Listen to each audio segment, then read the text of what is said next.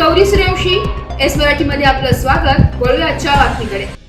नाशिकमध्ये धुलीवंदनाला वीर दाजिबा मिरवणुकीच्या 300 वर्षांचा परंपरागत सोहळा. नाशिकमध्ये धुलीवंदनच्या दिवशी वीरांना नाचविण्याची जुनी परंपरा मोठ्या उत्साहात साजरी करण्यात आली. शुक्रवार दिनांक 14 मार्च रोजी विविध ठिकाणी वीरांची मिरवणूक काढण्यात आली, ज्याला भाविकांनी मोठा प्रतिसाद दिलाय. बुधवार पेठ, शिवाजी चौक, संभाजी चौक, जुनी तांबट लेन, संत गाडगे महाराज पूल, main road, Mahatma Gandhi Road अशा ऐतिहासिक ठिकाणी या मिरवणुकीने रंगत आणली. भाविकांनी मोठ्या संख्येने गर्दी करत या पारंपरिक सोहळ्याचा आनंद लुटला. या मिरवणुकीत वीरांना पारंपरिक वेशात सादर करण्यात आलं. त्यांच्या डोक्याला भरजरी वस्त्र बांधले होते.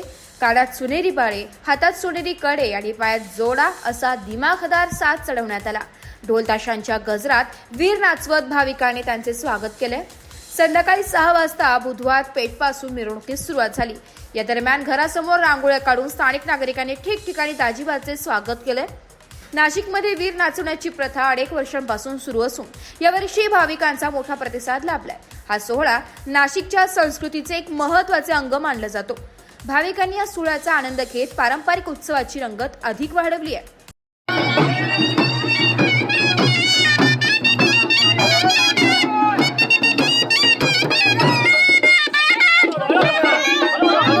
Bureau report, S Marathi news, Nashik.